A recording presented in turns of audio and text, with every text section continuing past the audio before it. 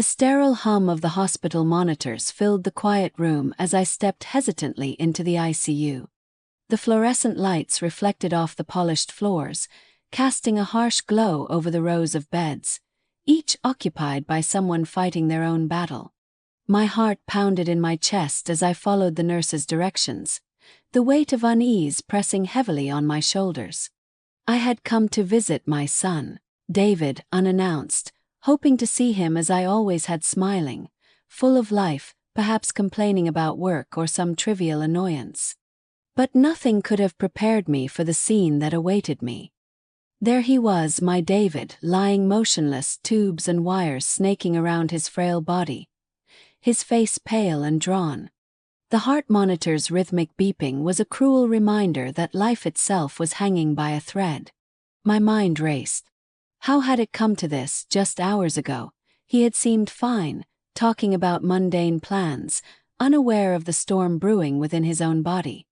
And yet, here he was, a man who had always been so full of vitality, now trapped in a hospital bed, fighting for every breath. My emotions collided: fear, anger, sorrow, and an overwhelming sense of helplessness. I glanced around, searching for someone familiar, someone who could explain why I was the only one here. That is when it hit me: Nora, David's wife, was not at his side. She was away, supposedly on vacation. Alone. My heart sank further, anger flaring alongside my worry. How could someone leave their spouse at such a critical moment? The thought of betrayal and abandonment gnawed at me, but I had no time for distractions. My son needed me, and I would do everything in my power to be his strength, his voice and his advocate. I approached his bedside cautiously, careful not to jostle the fragile lines of life that tethered him to this world. My hand hovered over his, uncertain if he could feel my touch, but desperate to convey my presence. "David, it is Mom," I whispered, my voice trembling. "I'm here. I won't leave you." Tears pricked my eyes as I watched the rise and fall of his chest, each breath a battle, each heartbeat a miracle. This was not just a medical crisis, it was a test of resilience, love, and the bonds that hold a family together. In that moment, I made a silent promise to my son. No matter what, I would be here, watching over him, demanding the care he deserved, and ensuring that no one could neglect him when he was most vulnerable. I knew the road ahead would be long, fraught with uncertainty, but I refused to let fear paralyze me. Instead, I would channel it into action, vigilance, and unwavering support. If you find yourself moved by this story, make sure to like this video, subscribe to the channel, and hit the notification bell so you never miss the next chapter of David's journey. Together, we can witness his fight, celebrate small victories, and remind ourselves of the extraordinary strength that emerges when love and determination meet adversity. Stay with us, this story is only just beginning. The hospital room still hummed with the soft, insistent beeps of the monitors, a constant reminder of how precarious David's condition was, and I felt a surge of urgency ripple through me. As I held his hand, watching the shallow rise and fall of his chest, my mind raced through the countless scenarios that could unfold, each more frightening than the last. It was not just his health that needed immediate attention, there were responsibilities, safeguards, and practical matters that demanded action, for I knew that while David was incapacitated, the world would not pause for his vulnerability. His absence of consciousness left a dangerous vacuum, and without vigilance, the life he had built, the financial security he had painstakingly accumulated, could be compromised, whether through ignorance or ill intent. Determined to protect him, I resolved to take immediate control of his financial affairs. David had always been meticulous with his money, managing his accounts with quiet diligence, and it was clear that without careful oversight, those efforts could be undone. Sitting down at the small desk in the hospital room, I began to contact the banks, explaining the gravity of the situation, the temporary incapacity of their account holder, and the urgent need to prevent any unauthorized transactions. I provided the documentation required, proof of my relationship, and the medical records that confirmed the seriousness of his condition, all while keeping a vigilant eye on him. Each call was a mix of bureaucratic formality and the pressing weight of personal urgency, but I persisted, speaking firmly, refusing to allow procedural delays to endanger what David had worked so hard to secure. The process was intricate, involving multiple accounts, investment portfolios, and automatic payments, each with its own set of requirements and verification procedures. Yet with each completed transaction, I felt a measure of relief. Freezing his accounts was not merely an act of protection, it was a declaration of responsibility, a tangible step that ensured his assets remained untouched during a time when he could not advocate for himself. In the silence between the hospital monitor's beeps, I could almost hear David's voice, reminding me that foresight and prudence had always been his guiding principles, and in honoring that, I honored him. While the administrative tasks were demanding, I refused to let them distract from the human reality in front of me. My son was fighting for his life. Balancing the practical with the emotional, I remained at his side, providing comfort through quiet presence and gentle words, whispering encouragement even if he could not respond. The juxtaposition of the impersonal rigidity of banking systems with the tender fragility of his living body struck me profoundly. I realized that caring for someone in such a state required not only emotional resilience but a keen awareness of the external vulnerabilities that could worsen an already dire situation. Every phone call made, every account secured, every confirmation received, was a silent promise that his fight would not be undermined by preventable complications, that the world outside this ICU would not add to his struggle. Hours passed, marked only by the subtle changes in his vitals and the occasional movement of nurses adjusting 4 lines or monitoring equipment. Despite the exhaustion settling into my bones, I pressed on with the financial tasks, understanding that this behind-the-scenes vigilance was as crucial as the care he received from the medical team. Each completed call and successfully frozen account represented a shield, a protective barrier that ensured no one could exploit David's temporary vulnerability. It was a form of caregiving that extended beyond physical presence, one that encompassed foresight, strategy, and unyielding determination. As I navigated through forms and online banking portals, I reflected on the trust David had placed in me, even unknowingly, and the implicit responsibility that comes with being a parent in moments of crisis. The act of freezing his accounts was more than administrative, it was profoundly intimate. It involved understanding his habits, anticipating potential pitfalls, and exercising judgment in his absence. In doing so, I felt closer to him than ever, participating actively in safeguarding the life he had built, ensuring that when he woke, he would not have to contend with betrayals, mistakes, or losses that could have been prevented. It was an extension of love into realms both practical and protective, a demonstration that care sometimes manifests in unseen, methodical ways. Even as the day blurred into night, and the fluorescent lights cast a sterile glow over the room, the sense of accomplishment in knowing that David's assets were secure brought a quiet reassurance amid the turbulence of uncertainty. Each beep of the monitor, each shallow breath, each pause in the rhythmic pattern of his chest reminded me why every effort mattered, why vigilance in both the personal and practical spheres could tip the balance between despair and stability. I remained committed, moving seamlessly between advocacy and comfort, ensuring that while David's body fought to regain strength, the foundation of his life, his resources, his security, the tangible evidence of years of effort remained intact. By the time the final confirmation emails arrived and all relevant accounts were secured, I sat back for a moment, allowing myself a deep breath, feeling the weight of responsibility ease slightly. In the quiet of the ICU, amid the constant, watchful presence of medical staff, I realized that care is multifaceted. Protecting David was not limited to bedside support or medical vigilance, it extended into safeguarding the life he had created, preserving the stability that would be crucial for his recovery. The hours spent navigating banking systems, speaking with financial advisors, and ensuring each safeguard was in place became an act of love as tangible as the gentle squeeze of his hand, a testament to the lengths we go to protect those we hold most dear when life itself hangs in the balance. The weight of uncertainty had been pressing on me ever since I had taken the steps to secure David's financial accounts, each frozen transaction a small act of protection against a world that could so easily exploit his vulnerability. But the nagging suspicion that his troubles were not limited to health and circumstance gnawed at the edges of my mind, whispering of betrayals that might be hidden just beyond the surface, unseen yet potent in their potential to unravel everything he had built. David's absence left a gap that others could, and perhaps already had, taken advantage of, and while the banks were secured, the question of trust lingered like a shadow over every action and decision.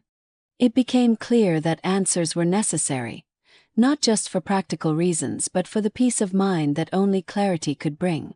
And so I turned to a private investigator, a professional whose skill lay in uncovering truths that people would prefer remained hidden.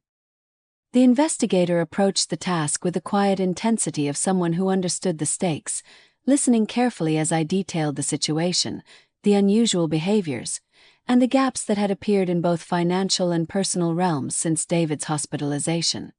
There was no judgment, no rush to conclusions, only meticulous planning, and a commitment to evidence.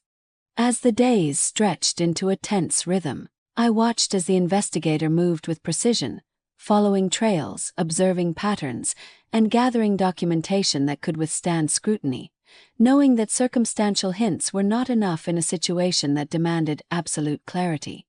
It was a painstaking process, a delicate dance of patience and persistence, yet each day brought a growing sense of assurance that the truth, whatever it might be, would emerge. And then, piece by piece, the puzzle came together, the evidence emerging like a stark illumination against the shadows of doubt. The proof was undeniable. Nora had been engaging in a pattern of infidelity, her actions extending beyond mere neglect or emotional distance into deliberate choices that betrayed the trust and vows she had taken. Alongside this revelation came the shocking confirmation of financial misconduct, her misappropriation of funds that, until that moment, I had hoped might be attributed to oversight or confusion. Each document, each photograph transaction, and each verified communication painted a picture of a reality I had feared but could not fully imagine, a reality in which David's vulnerability had been taken advantage of in ways both personal and financial. Holding the reports, the files, the collected evidence in my hands, I felt a storm of emotions rise within me, a mixture of anger, disbelief, sorrow, and a resolute clarity that the path forward required both careful planning and unwavering resolve. The gravity of the situation was undeniable.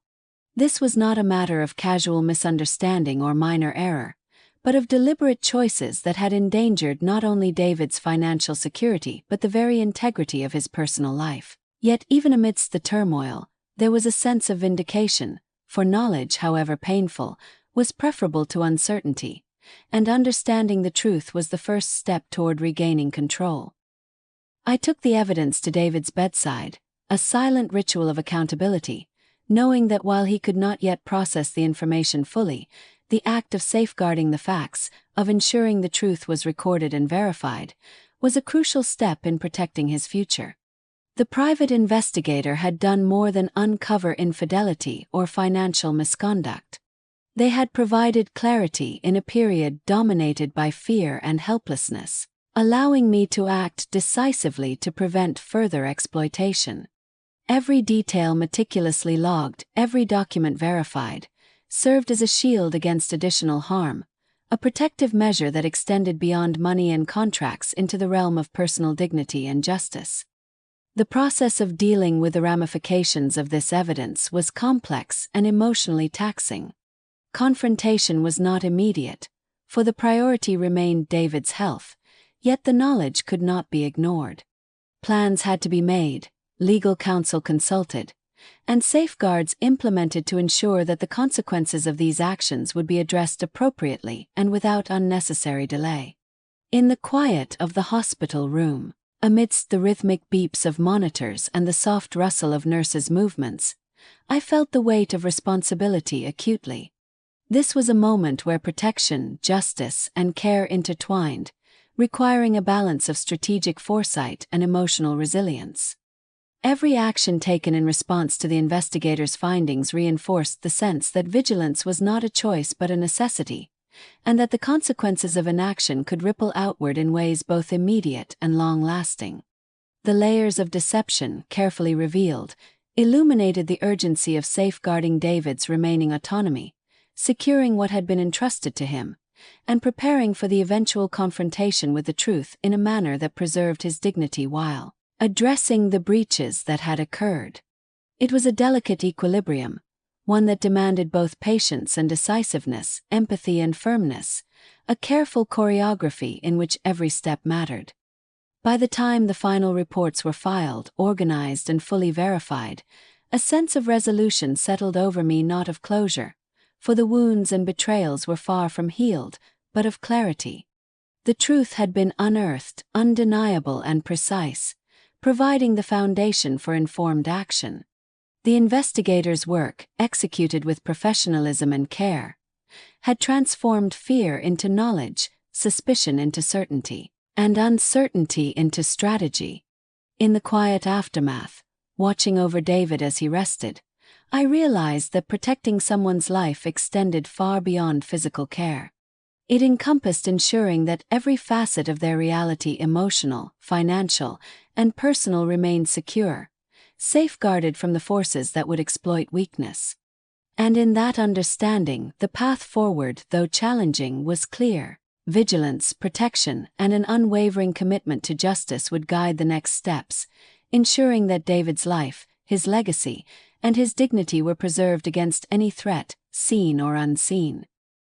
By the time David regained enough clarity to recognize the depth of the betrayal surrounding him, a fierce determination had taken root, one that transformed fear and pain into deliberate action, guiding him toward reclaiming control over a life that had been quietly eroded during his incapacitation.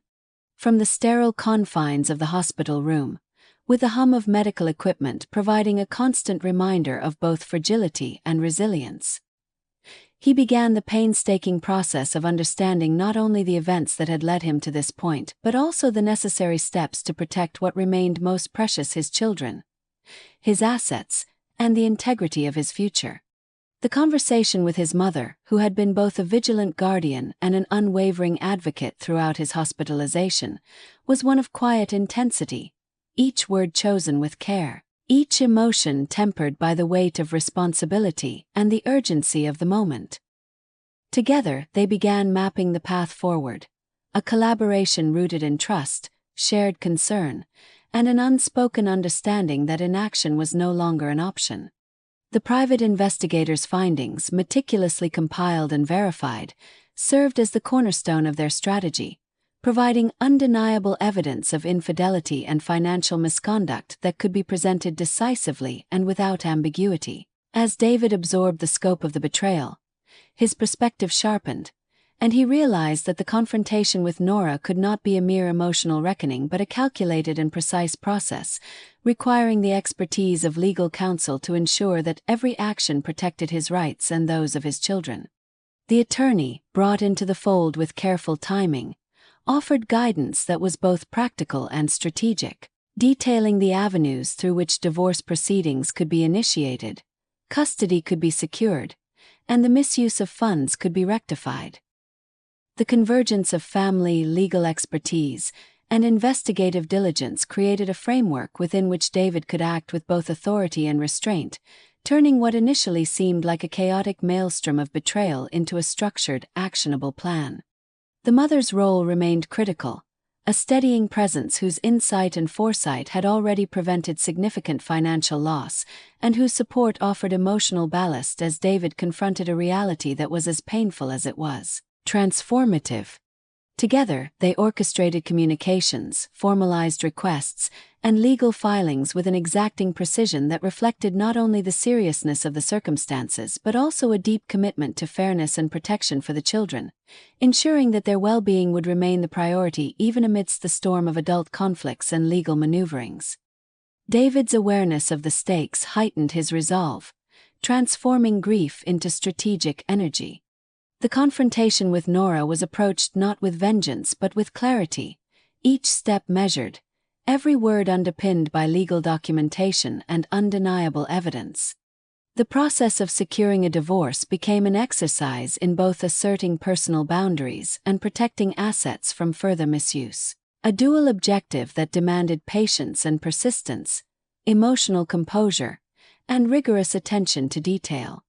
Even as the initial shock of betrayal lingered in his thoughts, David recognized the importance of acting decisively, understanding that lingering indecision or hesitation could allow further complications or manipulations, thereby compromising the future he was working so diligently to reclaim. Simultaneously, attention was given to the children, whose lives were intricately intertwined with the conflict, yet deserving of protection from the turbulence that surrounded it. Custody arrangements, care plans, and emotional support structures were meticulously designed, with David and his attorney ensuring that the children's stability remained paramount. Every interaction, every legal maneuver, and every protective measure was executed with a consciousness that the ramifications would extend far beyond immediate outcomes, shaping the foundation of their lives for years to come. The balance between assertive action and compassionate consideration created a dynamic that allowed David not only to safeguard material assets, but also to establish an environment in which his children could continue to thrive despite the upheaval of parental conflict. The legal proceedings unfolded with both tension and precision, guided by documentation and investigative evidence that left little room for dispute. David's role was active yet measured, a demonstration of resilience that translated personal betrayal into structured action, turning vulnerability into authority. With each filing, with each negotiation, and with each carefully mediated interaction, the foundations of a new chapter in David's life took shape, one where trust had to be rebuilt cautiously, boundaries established firmly, and protections implemented consistently to prevent recurrence of past mistakes. The attorney's guidance, aligned with the mother's vigilance, ensured that the complexities of divorce, asset division, and custody were navigated not with impulsive emotion but with strategic foresight, a testament to the power of preparation and informed decision-making. Throughout this process, David's internal transformation mirrored the external measures being taken to secure his life, a shift from victimhood to empowered agency, from disorientation to clear-sighted determination. Each interaction with Nora, whether mediated through legal channels or orchestrated in formal communications, reinforced the principle that protection and justice need not be antagonistic but could be pursued with dignity, precision, and foresight. The collaboration between David, his mother, and his attorney created a multi-layered defense, encompassing emotional support, legal safeguarding, and strategic confrontation, all designed to restore balance, assert rights, and protect the future. By the conclusion of these initial phases, David had not only secured the legal and financial measures necessary to protect his interests and those of his children, but had also begun the slow, deliberate process of reclaiming personal autonomy and emotional stability. The ordeal, while harrowing, underscored the importance of vigilance, collaboration, and informed action in the face of betrayal, revealing that even amidst profound personal upheaval, decisive steps grounded in evidence and guided by trusted advisors could transform crisis into a structured path toward security, justice, and renewed empowerment. As the dust settled on the tumultuous months that had appended David's life, a sense of cautious calm began to take hold, one built not on naive optimism but on deliberate action, careful planning, and the hard-earned lessons of betrayal. The journey to this point had been harrowing, marked by heartbreak, shocking discoveries, and the necessity of confronting painful truths with courage and clarity. Yet it had also illuminated the resilience and strength that lay within both David and his family. In the quiet moments after the legal processes had stabilized, David found himself reflecting on the extraordinary combination of vigilance, strategy, and unwavering commitment that had allowed him to reclaim control over his life, protect his children, and secure the assets that were rightfully his, a realization that brought both relief and a renewed sense of purpose. Rebuilding the family's sense of safety became a paramount goal, and it was approached with intentionality, recognizing that trust, once broken, cannot simply be restored by words alone but requires consistent action, transparency, and a framework of accountability. David, with his mother by his side and the guidance of skilled legal counsel, established clear boundaries and systems that would prevent future misuse or deception, ensuring that financial matters, personal affairs, and the children's well-being were safeguarded through both documentation and vigilant oversight. Every bank account, every contract, and every important decision was approached with careful consideration, with lessons learned from past vulnerabilities shaping the strategies employed moving forward. The process was meticulous, deliberate, and unwavering, reflecting a deep understanding that rebuilding trust demands both patience and proactive diligence. Alongside these practical measures, the family focused on cultivating emotional resilience and mutual support, recognizing that healing from betrayal requires more than legal protection. It requires compassion, communication, and the reinforcement of family bonds that had been strained under the weight of secrets and deception.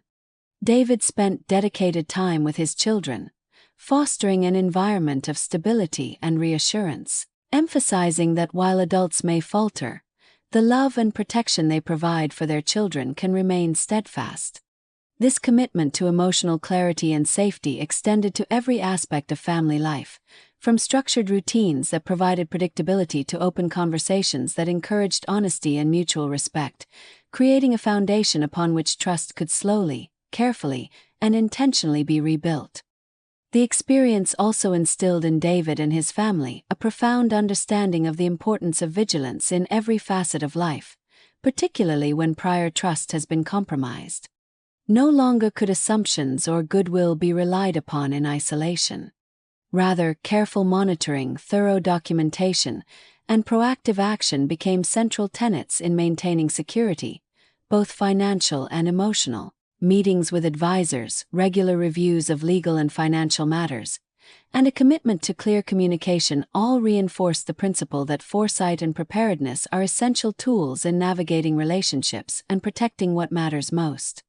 The lessons of the past, though painful, became catalysts for a more resilient, informed approach to life, emphasizing that empowerment and protection often arise not from avoidance but from active engagement and careful attention.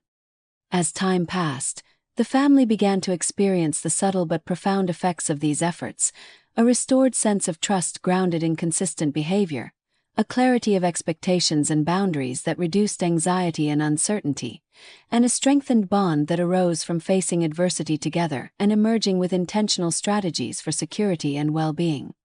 David, who had once felt vulnerable and powerless in the wake of betrayal, now carried himself with a quiet confidence born from knowledge, preparation, and decisive action.